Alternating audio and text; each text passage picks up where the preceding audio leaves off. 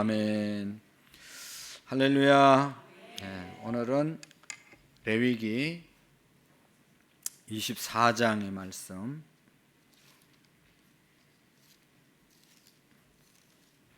레위기 24장 1절 말씀부터 마지막 절까지를 교독으로 읽도록 하겠습니다. 레위기 24장 1절입니다. 여호와께서 모세에게 말씀하여 이르시되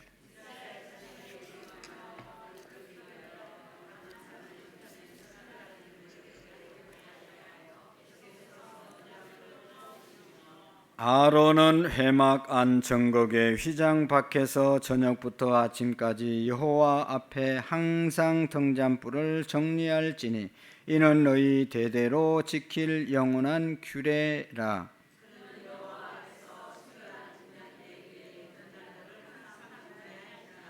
너는 고운 가루를 가져다가 떡 12개를 굽되 각 덩이를 10분의 2 에바로 하여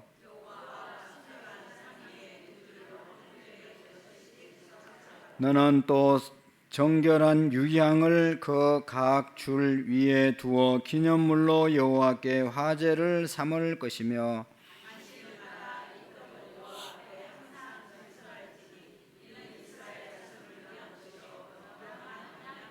이 떡은 아론과 그의 자손에게 돌리고 그들은 그것을 거룩한 곳에서 먹을지니 이는 여호와의 화제 중 그에게 돌리는 것으로서 지극히 거룩함이니라. 이는 영원한 규례니라.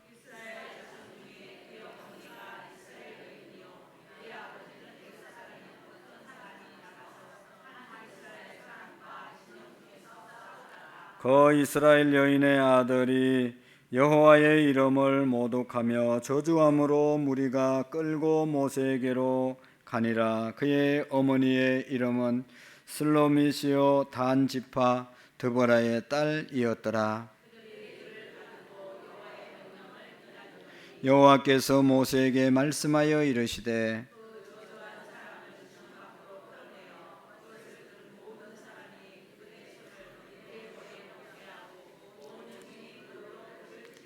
너는 이스라엘 자손에게 말하여 이르라. 누구든지 그의 하나님을 저주하면 죄를 담당할 것이요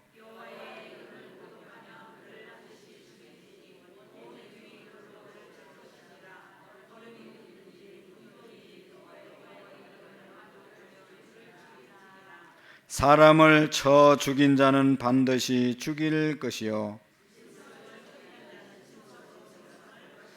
사람이 만일 그의 이웃에게 상해를 입혔으면 그가 행한 대로 그에게 행할 것이니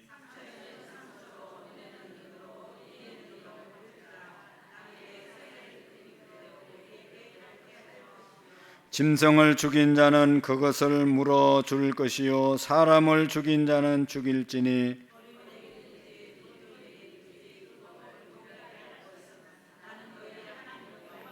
같이 읽겠습니다. 모세에게 이스라엘의 자손에게 말하니 그들이 그 저주한 자를 진영 밖으로 끌어내어 돌로 치더라. 이스라엘 자손이 여호와께 모세에게 명하신 대로 행하였더라. 아멘.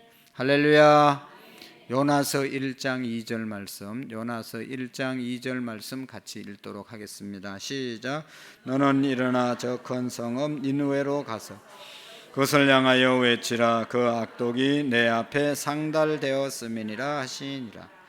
너는 일어나 저 큰 성 니느웨로 가서 그것을 향하여 외치라. 그 악독이 내 앞에 상달되었음이라 하시니라. 너는 일어나 저 큰 성읍 니느웨로 가서 외치라. 그 악독이 내 앞에 상달되었음이니라 하시니라. 너는 일어나 저 큰 성읍 니느웨로 가서 그것을 향하여 외치라. 그 악독이 내 앞에 상달되었음이니라 하시니라.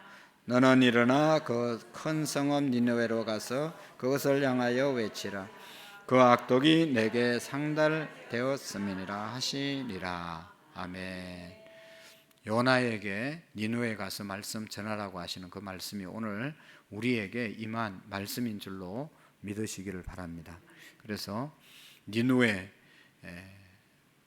아수르의 수도였는데 이스라엘 백성들의 원수 나라, 또 이스라엘 백성들의 마음에 들지 않는 그런 나라를 이제 상징하는 것이죠. 그래서 우리의 마음에 들지 않는 사람이라도 하나님의 말씀을 전하라고 감동하신 그분들에게 우리가 외면하지 않고 또 거절하지 않고 도망가지 않고 전하는 그런 우리의 믿음이 되시기를 축복합니다. 여러분, 우리 레위기 23장에서 지난주에 공부를 아주 열심히 했어요. 뭐를 했죠? 절기. 몇 가지 절기였어요? 우리 다 외울 수 있을까요? 한번 해보죠. 첫 번째로는 유월절, 두 번째로는 무교절, 세 번째로는 초실절, 네 번째로는 오순절, 다섯 번째로는 나팔절, 여섯 번째로는 속죄절, 마지막 초막절. 일곱 절기가 있었습니다. 이 일곱 절기는 오늘 우리 신약에 있어서 예수님의 생애에 맞춘 것이다. 예수님의 생애의 모형으로 이스라엘 백성들이 절기를 지키라고 했습니다. 1년 중에 7번 절기를 이스라엘 백성들은 철저히 지켰습니다. 그것이 23장의 내용이었고, 오늘은 이제 제사장들이 드려야 될 제사장이 드려야 될 제사가 두 종류가 있었습니다. 한 종류는 우리 레위기 1장부터 7장까지 내용이 제사에 대한 말씀을 나눴잖아요. 제사는 몇 가지 제사가 있다고 그랬죠? 5가지 제사. 몇 가지 제사 있다고요? 다 알고 있죠? 다 알고 있죠? 첫 번째 제사가 뭐예요? 번제. 두 번째 제사는 소제. 세 번째는 화목제. 네 번째는 속죄제. 다섯 번째 속건제. 우리 안 배웠어요? 안 나온 사람은 못 들었겠지. 그래서 이 제사는요, 제사장만 드리는 것이 아니라 백성들과 함께 드리기도 하고, 제사 드리러 온 사람을 데리고 같이 제사 드리려고 제물을 가져온 사람이 드리는 제사였습니다. 그런데 오늘 제사는 제사장만 드리는 제사 두 가지. 오늘 여기 제사장 개인이 드리는 두 가지 제사가 있었어요. 하나는 여기 보면 1절부터 4절 말씀까지 보면 등잔불에 불을 밝히는 그런 제사, 이것도 제사라고 말할 수 있어요. 등잔불에 불을 켜는 그런 일, 제사장이 매일매일 해야 됐어요. 이것은 언제 했는가 하면 이제 저녁 해 넘어가면 불을 밝혔다가 아침이 되면 불을 끄는 겁니다. 그 일을 제사장이 매일매일 들어와서 했어야 됩니다. 향을 붓고 불을 켜고 이제 그 불을 밝히고, 깜깜한 밤인데 이제 성전에는 불을 밝혀 놓는 것이죠. 그 다음에 이제 아침에 되면 껐다가 또 저녁에 와서 켜고, 이런 일을 계속 제사장이 했어요. 그 다음에 또 하나는 여기 이제 4절, 5절 말씀부터 9절의 말씀까지는 진설떡을 떡상 위에 차려 놓게 했습니다. 그러니까 일주일에 한 번 안식일에 저기 떡상이 있네요. 떡상에 이제 떡을 한쪽에 6줄, 6개, 이쪽에 6개 해서 총 몇 개예요? 12개. 이스라엘의 12지파를 상징하는 그런 숫자인 것이죠. 그래서 저 제사는 누가 드렸다고요? 제사장이 드렸다. 아무나 드릴 수 있는 것이 아니라 제사장만이 저 제사를 매일매일 드릴 수 있게 했습니다. 그때 제사장은 누구였어요? 아론과 그의 자손들이 제사장이었습니다. 오늘은 제사장이 누구예요? 오늘날의 제사장은 누굽니까? 오늘 저와 여러분들이죠. 예수님 믿는 성도들을 제사장이라고 그렇게 말할 수 있어요. 왜냐하면 베드로전서 2장 9절에 보면 오직 너희를 택하신 족속이요 오직 너희는 택하신 족속이요 왕같은 제사장들이요 거룩한 나라요 그의 소유된 백성이니 이는 너희를 어두운 데서 불러내어 그의 기이한 빛에 들어가게 하신 자의 아름다운 덕을 선전하게 하려 하심이라 기록되어 있기 때문에 예수님을 믿는 사람들, 하나님이 불러 자녀 삼은 사람들은 다 제사장이다, 왕같은 제사장들이다 라고 하는 말씀을 우리가 깨달을 수 있고요. 요한계시록 5장 10절에도 보면 저희로 우리 하나님 앞에서 나라와 제사장으로 삼았으니, 하나님 앞에서 우리를 하나님의 나라와 제사장으로 우리를 삼았다. 그래서 우리가 제사장이 되는 겁니다. 그래서 구약시대의 제사장은 오늘날 예수 그리스도를 구주로 믿는 성도들을 제사장이라고 말하는 것입니다. 그래서 이 제사장의 직분을 갖는다는 것은 아주 중요한 두 가지 의미가 있습니다. 제사장의 특권이 있잖아요. 제사장만 할 수 있는 그런 특권이 있습니다. 제사장은요, 사제들이나 신부 또 뭐 마리아나 천사 같은 존재들의 중보를 필요치 않고, 제사장은 직접 하나님께 나갈 수 있는 사람들이 제사장들입니다. 백성들은 제사장을 통해서 하나님께 나갈 수 있지만, 제사장은 자기가 바로 제사장이기 때문에 하나님께 직접 나가서 제사를 드릴 수 있고 하나님의 은혜를 입을 수 있는 사람이 제사장입니다. 그러니까 제사장의 특징은요, 직접 하나님께 나갈 수 있는 그런 특권이 있는 것입니다. 이건 보통 특권이 아니죠. 그래서 오늘 우리는 어떻습니까? 직접 나 한 사람 한 사람이 다 왕같은 제사장들이기 때문에 하나님의 말씀도 내가 직접 읽을 수가 있고, 기도도 하나님 앞에 직접 드릴 수도 있고, 하나님 앞에 하나님의 이름으로 뭐든지 우리가 하면 하나님께 은혜를 입을 수 있는 것입니다. 우리가 다른 사람에게 기도 부탁도 하지만, 내가 기도할 때, 내 목소리로 기도할 때 하나님의 기도가 하나님께서 가장 감동을 받으시고 들으신다고 그랬어요. 그러니까 이것은 제사장의 특권, 너무너무 놀라운 축복이라는 것을 우리가 기억해야 합니다. 여러분, 우리가 높은 사람 만나기도 정말로 내 마음대로 안 되는데, 하나님 앞에 우리가 나와서 하나님 앞에 예배드리고 하나님을 부를 수 있다는 것을, 아버지로 부를 수 있다는 것은 엄청난 축복이고 특권임을 믿으시기를 바랍니다. 그리고 여기 왕같은 제사장이라고 말씀하시고, 베드로전서 아까 특권만 있는 것이 아니라 제사장들에게는 의무도 있는 것이죠. 의무에 관한 것은 우리를 구원해 주신 하나님의 아름다운 덕을 선전하면서 살아가야 할 그런 의무가 제사장 된 저와 여러분들에게 있다는 것입니다. 예수 그리스도를 믿는 모든 성도는 하나님 나라를 정말로 전하고 하나님 나라를 알리고 하나님 나라를 홍보하는 그런 삶을 살아야 된다는 것입니다. 요즘 이제 홍보가 얼마나 중요한 시대인지를 우리가 잘 알고 있습니다. 아무리 좋은 제품을 만들어도 이게 선전이 되고 사람들이 알아야 사용할 수 있는 것이죠. 이게 홍보, 이게 그 영업, 이게 너무너무 중요하더라고요. 난 잘 만들면 잘 팔릴 줄 알았는데, 아무리 좋은 거, 아무리 농사를 잘 져도 누구에게 알려주고 이게 홍보가 돼야 이용자가 생기고 그 다음에 판로가 열리는 것인데, 이게 홍보가 안 되면 안 되는 거죠. 그래서 우리나라도 국제적으로 그냥 수출하려고 홍보를 얼마나 많이 합니까? 그러니까 홍보가 중요하다. 오늘 우리를 하나님께서 제사장으로 삼은 것은 하나님의 나라를 우리가 홍보하게 하기 위해서 우리를 부르셨다는 것을, 제사장으로 삼으셨다는 사실을 믿으시기를 바랍니다. 어떤 사람들은 우리가 다 이제 왕같은 제사장이니까 교회 안에서 똑같은 사람들이다, 직분도 필요 없다라고 그렇게 생각하는 사람이 있어요. 항존직도 필요 없고 다 필요 없다고 말하는 사람들도 있는데, 필요 없는 것이 아니라 이 직분을 우리가 다 똑같은 하나님의 왕같은 제사장들이지만, 직분을 잇는 것은 교회를 더 규모 있게 질서 있게 운영하기 위해서 직분을 주신 것이죠. 여러분, 다 똑같으면 이건 누가 뭔 일을 하고 누가 어떻게 해야 되고 이거 잘 모를 거 아니겠어요? 여러분, 우리가 다 대한민국 국민들입니다.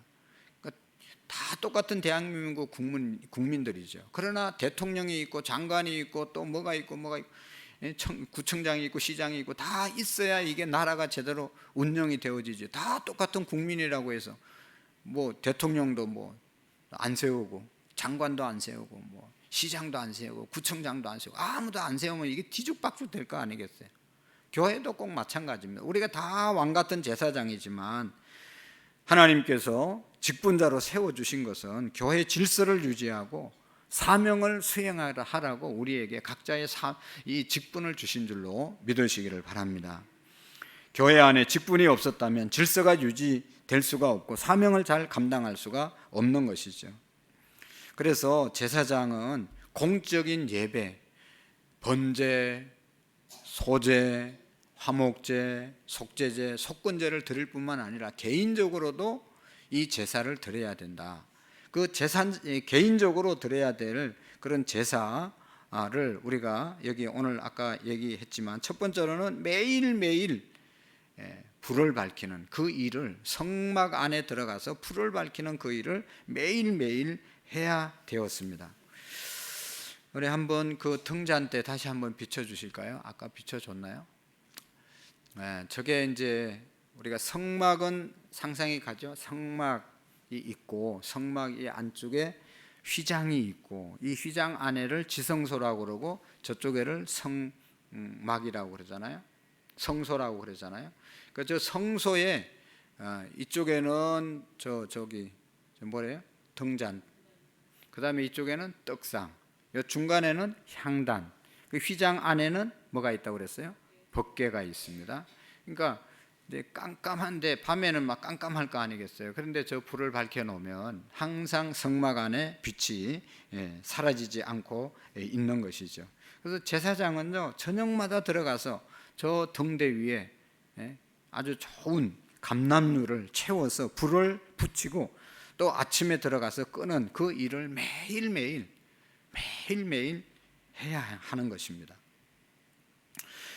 그리고 이제 5절부터 9절까지는 제사장은 또 안식일마다 매주 반복해서 해야 할 일에 대해서 말씀하고 있는데 항상 매 안식일에 이 떡을 여호와 앞에 진설할지니 이는 이스라엘 자손을 위한 것이요 영원한 언약이니라. 아까 그 떡상에 떡을 6개씩 항상 안식일 날 들어가서 바꿔주고 이 일을 계속 했어야 됩니다. 제사장은 4.4리터 분량의 밀가루로 떡을 만드는데 12개를 만들어서 떡상 위에 두 줄로 잘 세워놓고 그 위에 유향을 얹어 놓았습니다. 그러다가 그 향을 이제 향단으로 가져와서 피우고 그것을 올려 드리는 그런 일을 제사장이 하게 되었습니다. 여러분 앞에는 무슨 절기가 있었다고 그랬죠? 23장에는 7대 절기가 있잖아요. 7대 절기. 뭐가 있었다고요? 7대 절기는 1년에 7번만 하면 되는 거예요. 무교절 아니 6월절 그날은 언제라고 그랬어요? 7월 14일. 컴퓨터를 돌려봐도 7월 14일 생각나요? 그 다음 무교절은 언제예요? 그 다음 날부터 일주일 7월 15일부터 일주일 그렇게 해서 쭉 넘어가는 거예요. 근데 이제 이 절기는요 1년에 7번만 요즘 말로 말하면 교회 오면 되는 거예요. 좋겠죠? 7번 추석 때 한 번 오고 구정 때 한 번 오고 뭐 이제 심심할 때 한 번 오고 또 올 때 교회도 7번만 왔으면 좋겠다 그런 생각할 수도 있어요. 이스라엘 백성들은 7대 절기를 지켰어요. 그런데 이제 제사장들은 매일 불 켜고 불 끄고 떡 갈고 떡 향 피우고 이 일을 매일 항상 하라고 그랬잖아요. 여러분 계속 하는 것이 좋습니까? 나쁩니까? 계속 청소하니까 지루워 죽겠죠. 계속 하는 것은 지겹습니다. 사실 계속 하려면 지겨워요. 근데요 좋은 일, 위대한 일은 반복을 통해서 이루어진다는 것을 우리가 기억해야 돼요. 아무리 내가 잘났어도 반복하지 않고 계속하지 않으면요 재주가 발휘될 수가 없잖아요.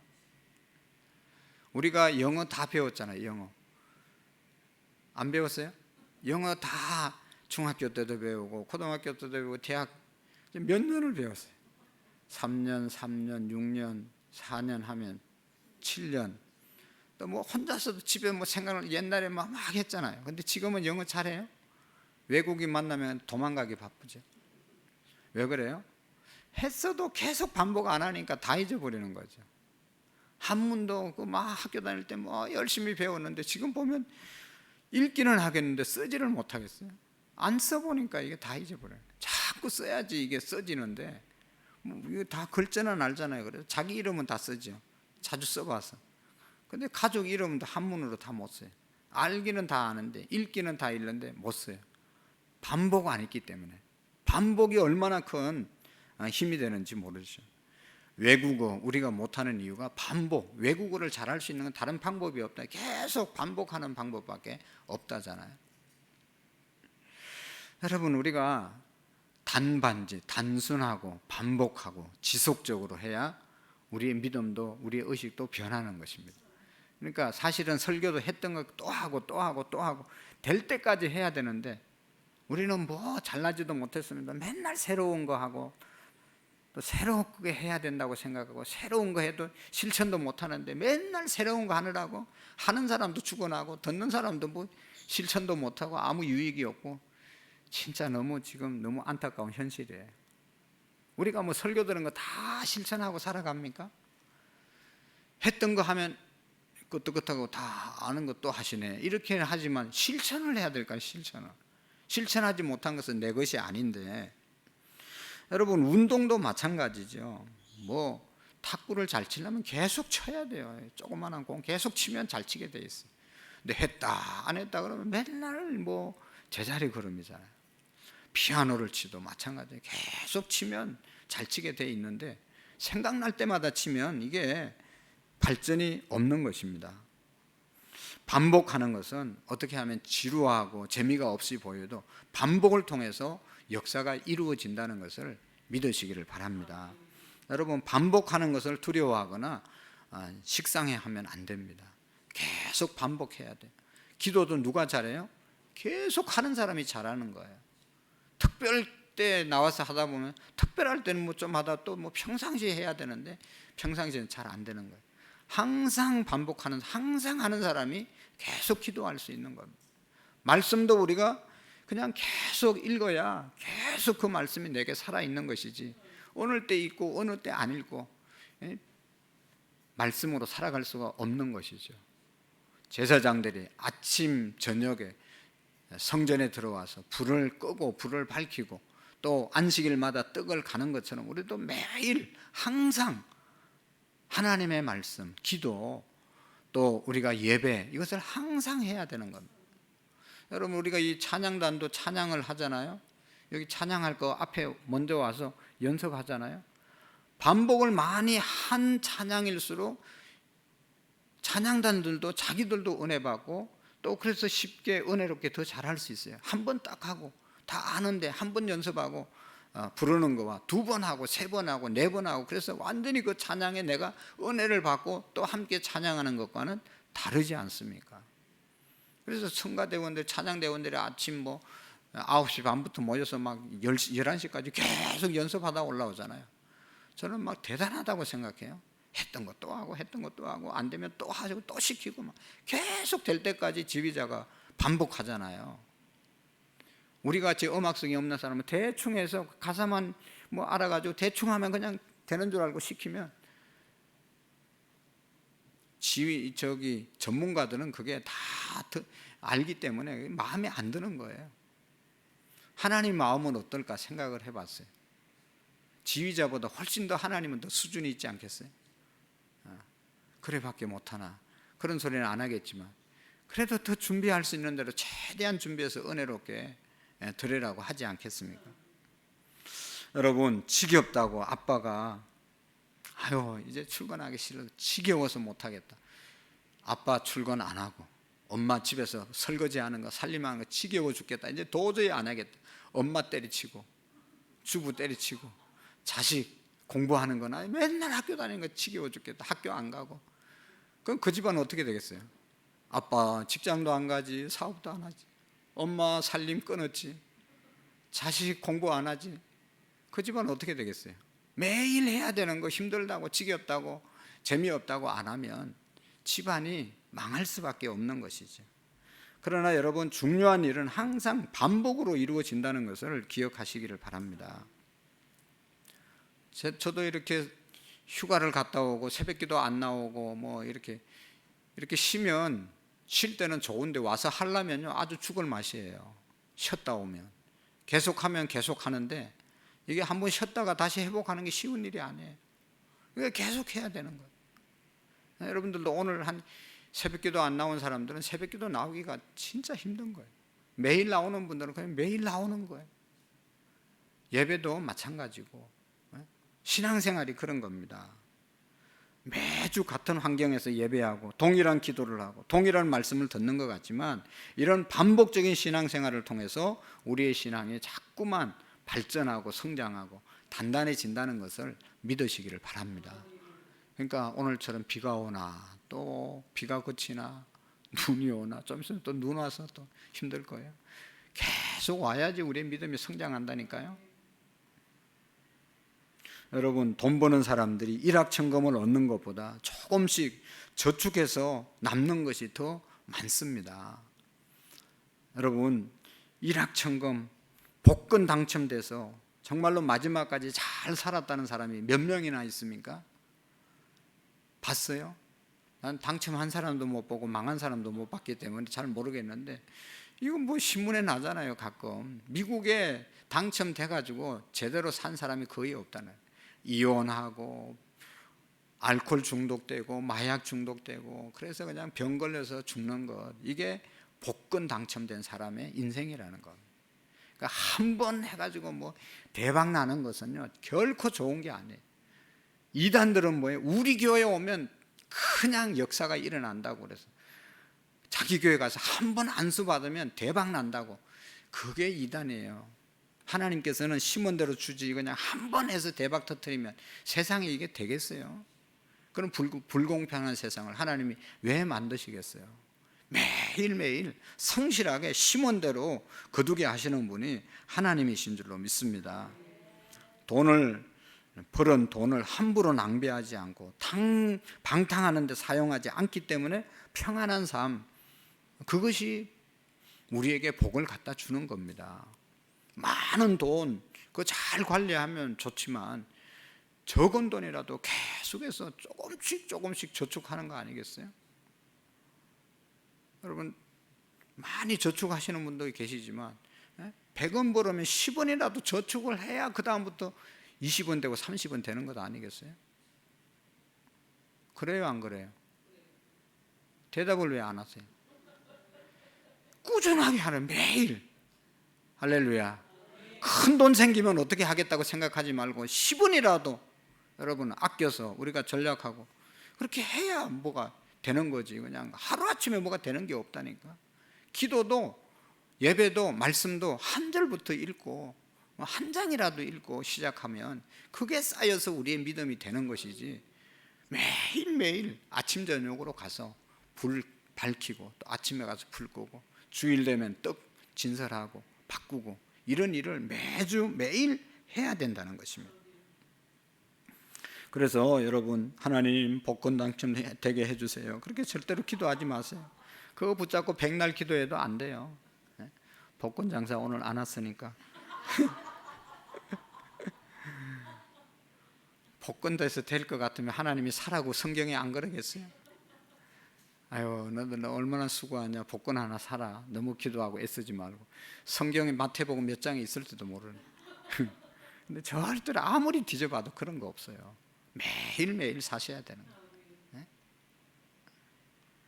할 수 있을 때까지 여러분 우리가 달려갈 수 있기를 바랍니다. 그냥 1억 천금의 재물은요 그냥 거기에 날개가 달려가지고 다 날아가 버려요. 아까 얘기했잖아요. 다 가정, 돈 있으면 바람 피고 도박하고 해가지고 다 가정 다 깨진다니까요. 그런 게 아니라 여러분, 신앙생활도요 보면 옛날에 막 은혜 막 부흥회 할 때 막 펄펄 뛰던 사람은요 지금 어디 가고 없어요. 매일 나와서 새벽 기도하고 매일 말씀 붙잡고 매일매일 했던 사람이 믿음이 싹 자라가지고 하나님의 큰 일을 하게 되는 것이지 하루아침에 되는 것이 아니다. 매일매일 우리가 경험해야 될 것이 있다. 오늘 성경에 매일 두 가지를 하라고 그러는데 여기 보면 1절 말씀부터 9절 말씀까지 우리가 매 날마다 경험해야 될 4가지 순결한 것을 말씀하고 있어요. 자, 2절 말씀 한번 보실까요? 2절에 뭐를 순결이라고 하는 말이 뭔가 한번 봅시다. 시작.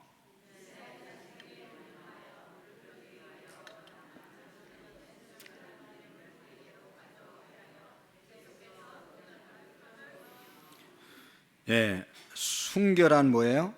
기름을 내게로 가져오게 하여 계속해서 등잔불을 켜둘지니.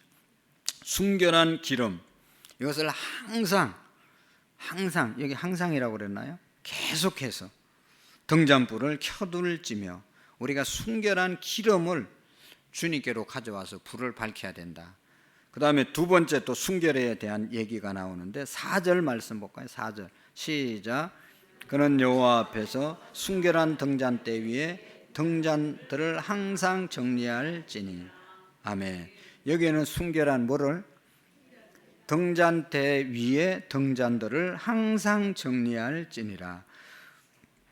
하나님 앞에서 순결한 등잔대를 가져 돌보라고 그랬어요. 그 다음에 6절 말씀 보세요. 6절 시작. 여호와 앞에 순결한 상 위에 두 줄로 한 줄에 6개씩 진설하고. 한 번 더 읽겠습니다. 시작. 여호와 앞 순결한 상 위에 두 줄로 한 줄을 진설하고. 아멘. 여기 순결한 뭐예요? 상, 순결한 상, 떡상을 말하는 겁니다. 떡상이 순결해야 된다. 그 다음에 7절 말씀 시작. 정결한 유향을 각 위에 두어 기념물로 여호와께 화제를 삼을 것이니. 아멘. 다시 한번 7절 시작. 너는 또 정결한 유향을 그 각 줄 위에 두어 기념물로 여호와께 화제를 삼을 것이며. 아멘. 정결한 뭐예요? 유향. 순결이나 정결이나 마치 같은 뜻이잖아요. 그러니까 첫 번째로는 순결한 기름, 두 번째는 순결한 등대, 세 번째로는 순결한 상, 네 번째로는 정결한 유향을 매일매일 경험해야 된다 말씀하고 있습니다. 자, 그래서 오늘 우리가 매일매일 순결함을 경험해야 된다. 어떤 순결함이냐? 첫 번째로는 뭐라고요? 기름. 순결한 기름. 이것은 감람유를 말하는 거죠. 감람유. 이 기름은 매일 저녁마다 이제 등잔에 비워서 불을 피워야 됐습니다. 순결한 기름을 채운다는 것은, 기름은 성경에서 뭐를 상징한다고 그랬어요? 기름은 성령님. 그래서 성도들은 매일매일 이 감람유, 성령의 기름 부으심으로 충만해야 된다. 매일매일 우리가 경험해야 될 것이 성령 충만함입니다. 한마디로 말하면 매일매일 우리가 성령 충만함으로 살아야 된다는 것입니다. 아까 얘기했잖아요. 매일매일 하는 것이 중요하다. 할렐루야. 7대 절기 막 1년에 7번 나오라는 게 아니고, 제사장들은 매일매일, 그러니까 1년에 막 7번만 와서 성령 충만한 게 아니라 매일매일 성령 충만해야 된다는 것이죠. 매일매일. 그런데 성령 충만함이 뭔가 우리가 너무나 잘 알고 있어요. 에베소서 5장에 보면 오직 성령의 충만함을 받으라. 그 앞에 무슨 말씀이 있죠? 술 취하지 말라. 이는 방탕한 것이니 오직 성령으로 충만함을 받으라. 그러니까 성령 충만함과 술 취함을 거의 이제 같은 그러한 성격이라고 보고 사도 바울이 우리에게 설명해 주고 있어요. 여러분, 성령 충만한 것, 그것을 다른 걸로 비교해 보면 알코올 충만한 것과 비슷하다는 것이죠. 사람이 알코올이 충만하면 어떻게 되죠? 알코올이 충만하게 되면, 안 해봐서 잘 모르겠죠. 생각과 말과 행동이 알코올의 지배를 받게 되는 것이죠. 평소에 점잖은 사람도 갑자기 알코올이 충만하면, 말이 없던 사람도 그냥 속에 있는 말 다 하게 되고, 겁이 많던 사람도 그냥 대범해져 가지고 막 그냥 사고를 치게 되지 않습니까? 모두 알코올의 지배를 받기 때문에 그런 거죠. 그래서 술독에 빠졌다 나온 쥐는 고양이에게도 대든다는 거예요. 세상을 모르는 거죠. 이게 쥐새끼가 알코올에 들어갔다 나오면 술통에 빠졌다 나오면, 여러분 술통에 빠졌다 나온 사람은요 아무나 붙잡고 맥살 붙잡고 막 싸우자고 그러고 막 달라들잖아요. 그러다 직사기 얻어맞는 거죠. 사람이 알코올 충만하게 되면요 모든 것이 알코올의 지배를 받게 되어 있습니다. 반대로 성령, 하나님의 거룩한 영으로 충만한 사람은 어떻게 된다고요? 하나님의 지배를 받고 살아가게 된다. 하나님의 인도함을 받고 살아가게 된다. 우리가 말하고 행동하고 우리의 모든 것들이 성령님의 인도함을 받게 되는 것입니다. 그래서 여러분 직분도 중요하지만 더 중요한 것은 매일매일 아침 저녁으로 와서 제사장이 불을 밝히는 것처럼 우리가 성령으로 충만해 주셔야 됩니다. 성령 충만하게 될 때 하나님을 기쁘시게 할 수 있는 것이죠. 우리는 뭐 세상 사람들과 예수님 믿는 사람들 다른 점이, 예수님 믿는 사람들의 마음속에 성령님, 예수님이 충만하게 임할 때 세상 사람들과 다르게 살 수 있는 것이죠.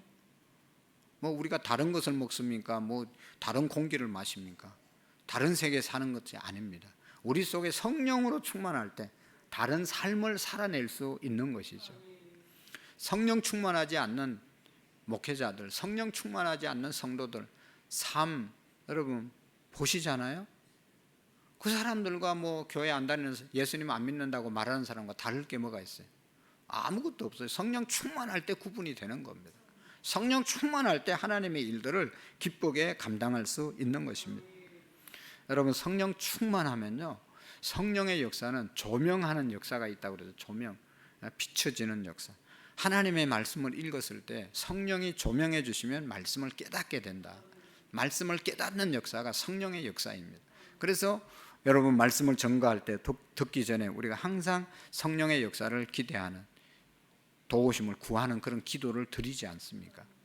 그 다음에 성령 충만하면 하나님의 성령의 인도함을 받아서 바른 삶을 살고, 그래서 예수님의 삶을 닮아가는 그런 삶을, 성령 충만한 삶이 이어질 수 있는 것입니다. 성령 충만하면 사역의 열매가 있다. 주의 일을 감당하고자 하는 자에게 능력을 부어주시는 것이 성령의 충만한 사람의 사역의 결과인 것입니다. 그리고 우리가 잘 아는 것처럼 성령 충만하면 은사가, 우리에게 각종 은사가 나타나는 거죠. 방언도 말하고 병도 고치고 능력도 행하고, 이게 다 성령의 은사의 열매인 줄로 믿습니다. 여러분 이 우리가 기도를 많이 하고 또 하나님의 일에 열심을 낼 수 있는 것은 우리가 뭐 다른 것 때문에 하는 게 아니에요. 기도 많이 하는 사람은 기도를 많이 할 수 있는 하나님의 성령이 충만하기 때문에 그만큼 기도하는 거죠. 내가 공부 많이 했다고 기도 많이 하는 사람 보셨어요? 돈 많은 사람이 기도 많이 할 수 있다 그런 거 없어요. 성령 충만할 때 돈이 있으나 없으나 기도 잘 할 수 있습니다.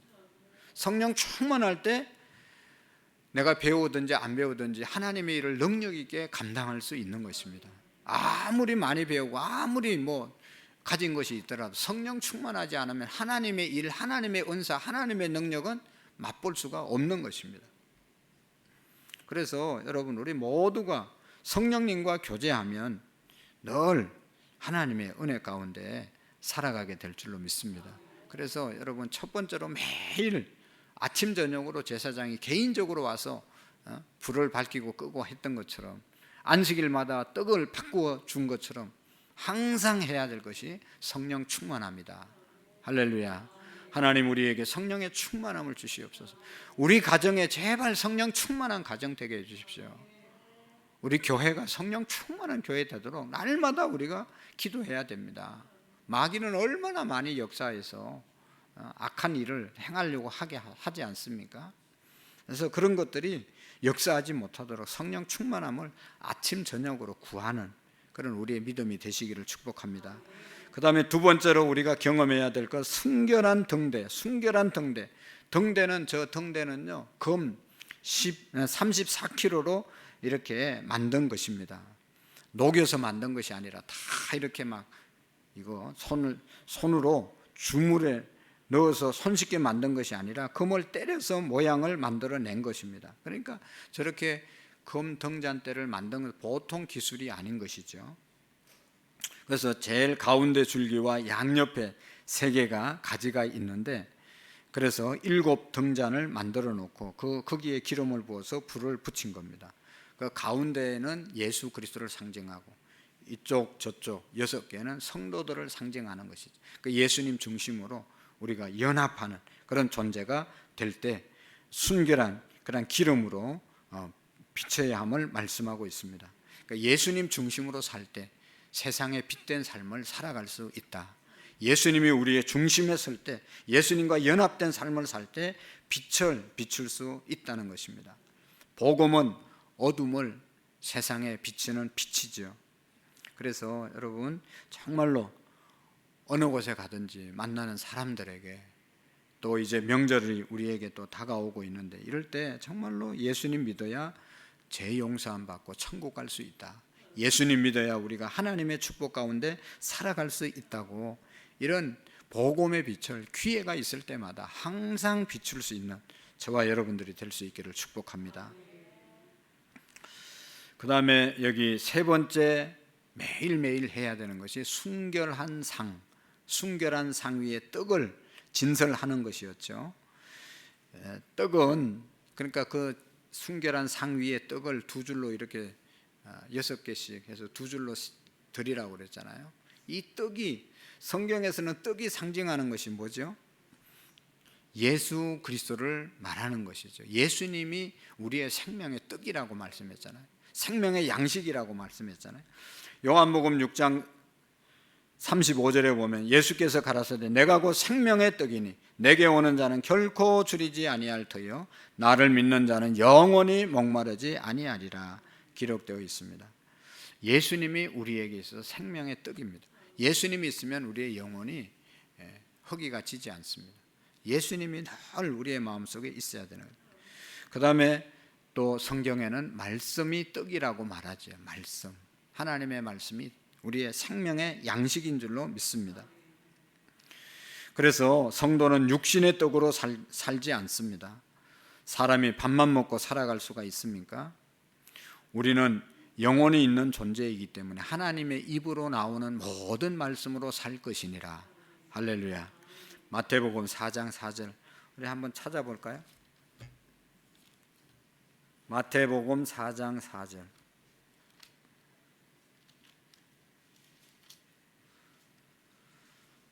마태복음 4장 4절 시작. 기록되었으되 사람이 떡으로만 살 것이 아니요 하나님의 입으로 나오는 모든 말씀으로 살 것이니라 하였느니라 하시니. 아멘. 사람이 떡으로만 살 것이 아니요 하나님의 입으로는 모든 말씀으로 살 것이니라. 하나님의 말씀이 우리에게 있어서 생명의 떡인 줄로 믿습니다. 그러니까 매일매일 뭐 해야 된다고요? 말씀을 읽어야 된다. 말씀을 먹어야 된다. 매주일마다 제사장이 들어와서 이 진설상 떡을 바꾸는 것처럼 매일 주일날 나와서 말씀을 먹어야 된다. 생명의 말씀을 먹어야 우리의 영혼이 사는 줄로 믿으시기를 바랍니다. 그 다음에 이제 마지막이에요. 마지막이 뭐죠? 네, 정결한 유황. 정결한 유황은 이것은 2줄 떡 위에 올려 놓습니다. 그리고 제사장은 이 유향을 이제 올려놨다가 분향단, 요 앞에 제일 중간에 있는 분향단에 가져와서 태워서 향기로 하나님께 올려 드리는 그런 유향을 2 떡 위에 얹어놨다 유향을 하나님께 올려 드리죠. 향은 성경이 상징하는 게 뭐예요? 성도들의 기도가 향을 피우며 이렇게 올라가잖아요, 하늘로. 기도는 하나님께로 올라간다. 그런 상징의 표현이 향을 피우는 겁니다. 향. 그 초상집에 가면 향을 피우잖아요. 향을 왜 피울까요? 옛날에는요, 장례를 집에서 치를 때 이게 여름이나 이게 시신이 냄새가 난대요. 그러니까 냄새를 가리기 위해서 향을 피웠어요. 근데 성경의 향은 그런 의미가 아니고 성도들의 기도가 향입니다. 향을 매일 와서 일주일마다 한 번 와서 갈면서 피웠잖아요. 그러니까 성도의 기도가 항상 하나님께 올라가야 된다는 것이죠. 유향은 성도의 기도를 의미합니다. 자, 하나만 더 찾아볼까요? 시편 141편. 시편 141편 2절 말씀 한번 보실까요? 시편 없는 성경 있죠? 근데 시편은 그냥 중간에 딱 이렇게 펴면 시편 나와요. 제일 쉬워요. 4장 2절 시작.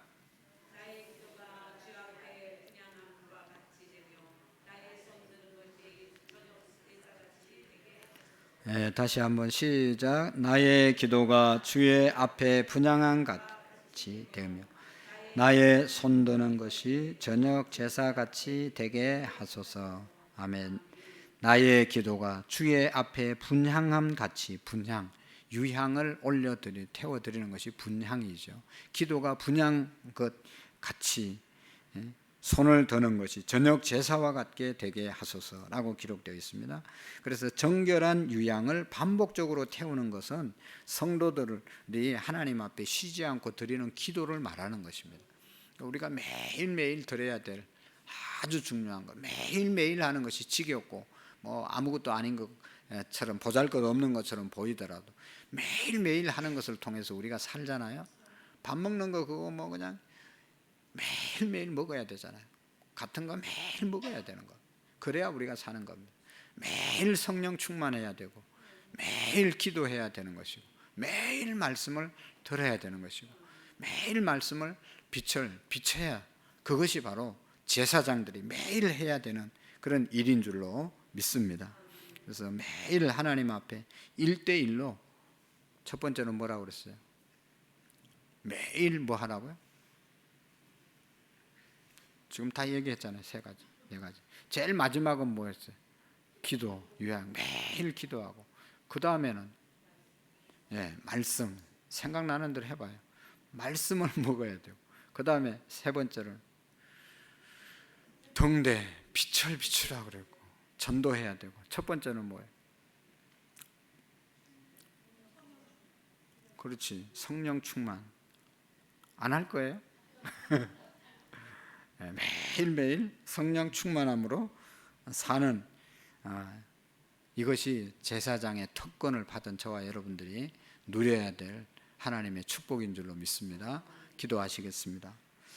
하나님 아버지, 감사합니다. 우리 모두가 개인적인, 반복적인, 또 이제 우리의 4가지 영적인 경험이 충만하게 되어질 수 있도록 도와주시옵소서.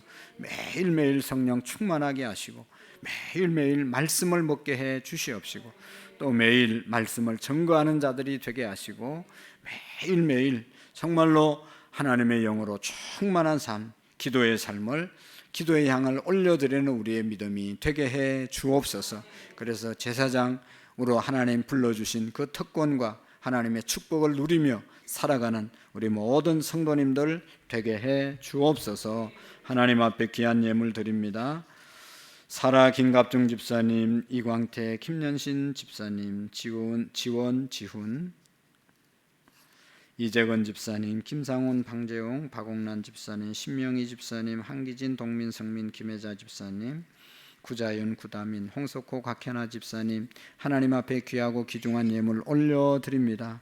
예물 통하여 하나님 큰 영광 받으시고 하나님 나라에 존귀하게 쓰임받는 우리 모든 자녀들과 우리 모든 성도님들 되게 해 주옵소서. 하나님, 매일 우리가 해야 할 일들을 소홀히 여기지 않고 매일매일 반복함으로 하나님의 큰 역사를 이루어가는 우리 교회가 되게 해 주옵소서. 예수님의 이름으로 기도하옵나이다. 아멘.